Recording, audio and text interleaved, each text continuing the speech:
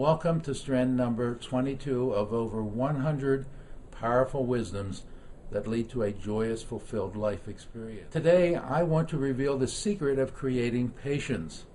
In the last Stren, I explained that through our decades of immaturity, instinct and tradition powerfully direct our thinking. This is because they are hardwired to emotion. They advocate the predetermined, proven solutions that worked for yesterday's problems.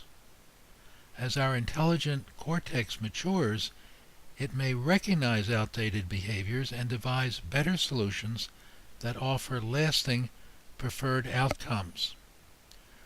We require patience to imagine alternative solutions, to wisely choose the best one, and thereafter to create pathways to reach the preferred future goal. However, intelligence is of itself not sufficiently powerful to overcome emotion. So often, we impulsively do what gives us immediate satisfaction or relieves discomfort, even though we clearly recognize it isn't in our best interest. We require patience to educate ourselves in the wisdoms that free our thinking from dictators and learn to wisely self-manage our creative power. We create patience by equipping intelligence with emotion. The most effective means to attach emotion to intelligence is self-endorsement. Now the secret is revealed. The means we create patience is self-endorsement. We are dependent on others for survival and for our emotional requirements throughout our immature years. When we do as they say, we are rewarded with approval and we avoid punishment. This is why we obey instinct and tradition, the early dictators who established the way we think during our prolonged immature years. As we attain sufficient physical and mental maturity, we may become our own source of endorsement. Self-endorsement, like patience, is an acquired skill. There are many easy-to-learn self-endorsement methods. There you have it, the secret of acquiring sufficient patience to become our own person, to free ourselves from dictators and assume responsibility for our life's experience is self-endorsement. Each self-endorsement skill serves as a new word switch to strengthen our willpower. Instinct and tradition are hardwired to apply yesterday's solutions to yesterday's problems. They are not equipped to flexibly apply the common-sense problem-solving wisdoms we need to create new solutions to new problems. The outcome is often short-term gain at the price of long-term pain. Self-endorsement is the means we create the immediate emotional reward that frees us from instinct and tradition to pursue long-term gain. Self-endorsement skills create the patience to switch a traditional win-lose outcome to a win-win outcome. This is why I have included many easily self-taught endorsement skills in these strands. I urge you to continue to seek additional ones from the many resources available. I have observed that the common tradition of most nurturers is to teach virtually every useful skill except those having to do with self-endorsement. We are taught a language, a religion, a political ideology, to whom and what we are to owe our allegiance, how to take care of our body, and even what to think. Skills of emotional self-endorsement are not only not taught, we are taught not to do so. One person recalled the specific admonition from his mother. Quote, "Saying nice things about yourself is bragging, egotistical. Praise only counts if it comes from others." Close quote. This is the reason so many individuals go through life as love junkies, addicted to others' approval. they become deeply distressed when approval is not forthcoming. The self-endorsement methods presented here, along with many readily available elsewhere, do satisfy our need for immediate reward. They inspire us to pursue the common sense solutions that are necessary for long-term benefits. Nature's and nurture's way of thinking become established early, long before we equip our mind to engage in advanced thinking using common sense wisdom.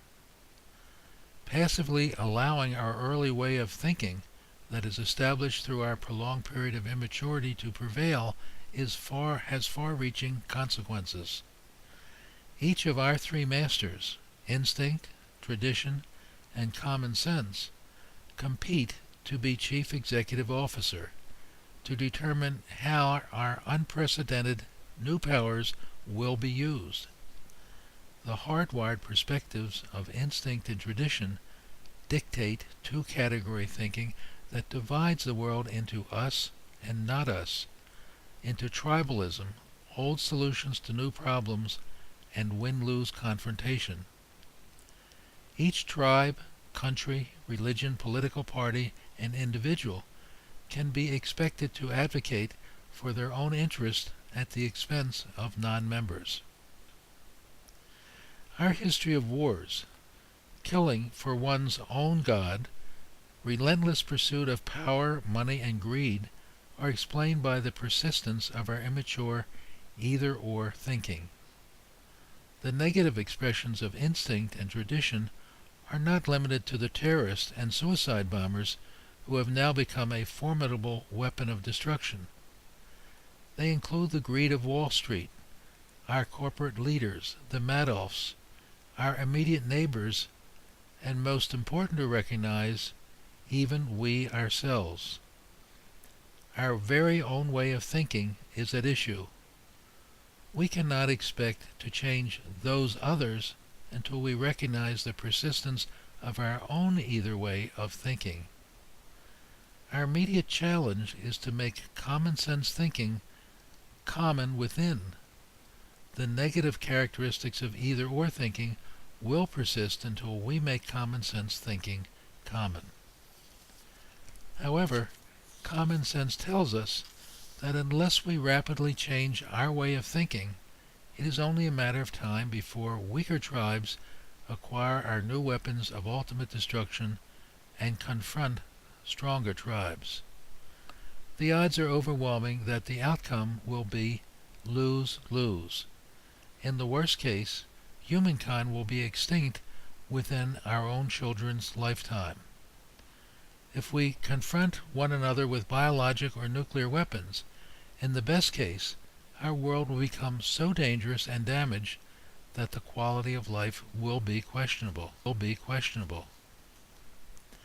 Albert Einstein, among others, has told us our most promising means to survive and thrive as powerful creators. We must teach ourselves a newer way of thinking that emphasizes common sense problem solving. Common sense is universal. It applies to all tribes and is equally available to educated minds. It is the basis for both and thinking that recognizes our similarities, that we are members of one tribe, that we profess to have one God, and mutually benefit by collaboration, emphasizing our shared interests. Patience is required for mature thinking, and self-endorsement is our means to placate instincts and tradition's need for instant gratification, and create the patience needed for common sense problem solving for short and long-term preferred outcomes. Common sense thinking is the last of our three masters to develop, both historically and individually. Historically, humankind has come a long way in elevating ourselves from our ancestors. Though far from perfect, we have established an enduring civilized society. On an individual basis, it is quite apparent instinct is our sole master at birth. Tradition gradually dominates instinct. Sometimes they become powerful partners. Our ability to really free ourselves from our early masters does not reach its peak until our late 20s or early 30s. Our most important work in progress is popularizing a newer way of thinking that applies universal common sense wisdom to new knowledge.